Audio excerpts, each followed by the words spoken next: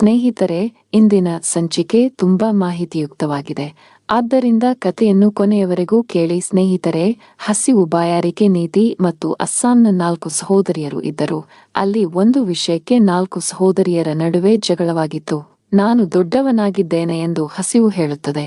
ನಾನು ದೊಡ್ಡವನು ಎಂದು ನಿದ್ರೆ ಹೇಳುತ್ತದೆ. ಮತ್ತು 4ರೂ ಈ ವಿವಾದದ ಬಗ್ಗೆ ರಾಜನ ಬಳಿಗೆ ಹೋದರು ಎಂದು ಹೇಳಿದರು. ನಾನು ದೊಡ್ಡವನು ಮತ್ತು ಎರಡನೆಯವನು ನಾನು ದೊಡ್ಡವನು, ಮೂರನೆಯವನು ನಾನು ದೊಡ್ಡವನು ಎಂದು ಹೇಳಿದನು. ಮತ್ತು ಅದೇ ರೀತಿ 4ನೆಯವನು ಕೂಡ ನಾನು ದೊಡ್ಡವನು ಎಂದು ಹೇಳಿದನು. ಇದನ್ನು ಕೇಳಿದ ರಾಜನು ಮೊದಲು ಹಸಿವಿಗೆ ಹೇಳಿದನು, ಹಸಿವು, ಎಷ್ಟು ದೊಡ್ಡವನು ಹೇಳು ನೀನು.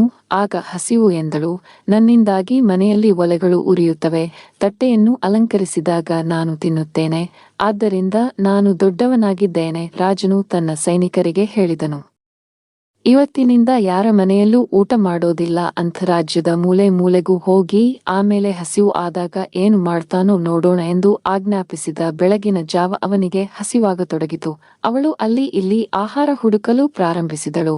ನಂತರ ಹಸಿವಿನಿಂದಾಗಿ ಬಾಯಾರಿಕೆಯಿಂದ ಅವಳು ತಿನ್ನಲು ಪ್ರಾರಂಭಿಸಿದಳು. ಇದೆಲ್ಲವನ್ನೂ ಅನುಭವಿಸಿದ ಅವಳು ತಕ್ಷಣ ರಾಜನ ಬಳಿಗೆ ಹೋಗಿ ಹೇಳಿದಳು, ರಾಜನಿಗೆ ಜ್ವರ ಬಂದಿದೆ ನೋಡಿ, ನಾನೇ ದೊಡ್ಡವನು, ಬಾಯಾರಿಕೆಯಿಂದ ನಾನು ದೊಡ್ಡವನಾಗಿದ್ದೇನೆ ಎಂದನು. ಕೊಳಗಳನ್ನು ನಿರ್ಮಿಸಲು ಮತ್ತು ಪಾತ್ರೆಗಳಲ್ಲಿ ನೀರು ತುಂಬಿಸಿದಾಗ ನಾನು ಅದನ್ನು ಕುಡಿಯುತ್ತೇನೆ, ಏಕೆಂದರೆ ನಾನು ಅದನ್ನು ದೊಡ್ಡವನಾಗಿರುತ್ತೇನೆ.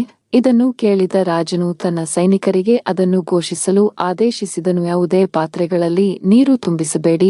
ಈರುಳ್ಳಿ ಬಾಯಾರಿಕೆಯಾದಾಗ ಮತ್ತು ಒಂದು ರಾತ್ರಿಯಾದರೂ ಏನು ಮಾಡುತ್ತದೆ ಎಂದು ನೋಡೋಣ. 2ನೆಯ ದಿನ ಅವಳು ಅಲ್ಲಿ ಇಲ್ಲಿ ಅಲೆದಾಡಲು ಪ್ರಾರಂಭಿಸಿದಳು. ಅವಳು ಎಲ್ಲಿಯೂ ಕುಡಿಯಲು ನೀರು ಸಿಗದಿದ್ದಾಗ ಅವಳು ಹಳ್ಳದಿಂದ ನೀರು ಕುಡಿಯಲು ಒತ್ತಾಯಿಸಿದಳು. ಅವಳು ತಕ್ಷಣ ರಾಜನ ಬಳಿಗೆ ಹೋಗಿ ಹೇಳಿದಳು. ರಾಜನು ತನ್ನ ಬಾಯಾರಿಕೆಯನ್ನು ಕಳೆದುಕೊಂಡನು. ಅವಳು ಹಳ್ಳದ ನೀರು ಕುಡಿಯುತ್ತಿದ್ದಾಳೆ, ಅದಕ್ಕೆ ನಾನು ದೊಡ್ಡವನಾಗಿದ್ದೇನೆ ಎಂದು ಕೇಳಿದನು. ಆಗ ನಿದ್ದೆಯು ನನ್ನಿಂದಾಗಿಯೇ ನಾನು ಹಿರಿಯನಾಗಿದ್ದೇನೆ ಎಂದನು. ಅವರು ನನಗೆ ಹಾಸಿಗೆಗಳನ್ನು ಜೋಡಿಸುತ್ತಾರೆ, ಆದರೆ ನಾನು ಹಾಗೆ ಯೋಚಿಸುವುದಿಲ್ಲ ಎಂದು ನಾನು ಭಾವಿಸುತ್ತೇನೆ. ಅವನು ನಿದ್ರಿಸುತ್ತಾನೆ. ಮತ್ತು ಇಡೀ ದಿನ ಕಳೆದು ಮಧ್ಯರಾತ್ರಿ ಕಳೆದು ಅವಳಿಗೆ ನಿದ್ದೆ ಬರತೊಡಗಿತು. ಅಲ್ಲಿ ಇಲ್ಲಿ ಹಾಸಿಗೆಯನ್ನು ಹುಡುಕಲು ಪ್ರಾರಂಭಿಸಿದಳು. ಅವಳು ಸಿಗದಿದ್ದಾಗ ಆಶಾ ಒಂದು ಒರಟಾದ ಸ್ಥಳದಲ್ಲಿ ಮಲಗಲು ಒತ್ತಾಯಿಸಿದಳು.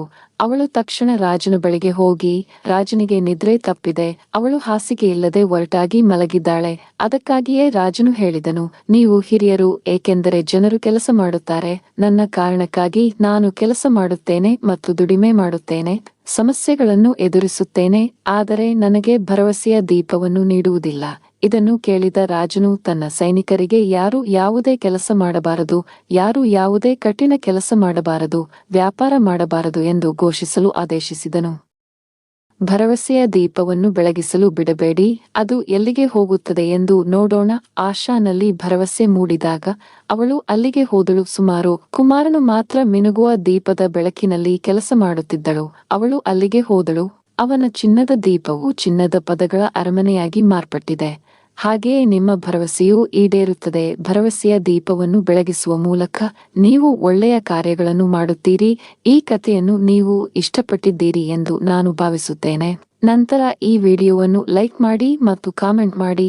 ಜೈ ಶ್ರೀ ಕೃಷ್ಣ, ರಾಧೆ ರಾಧೆ ಎಂದು ಬರೆಯಿರಿ.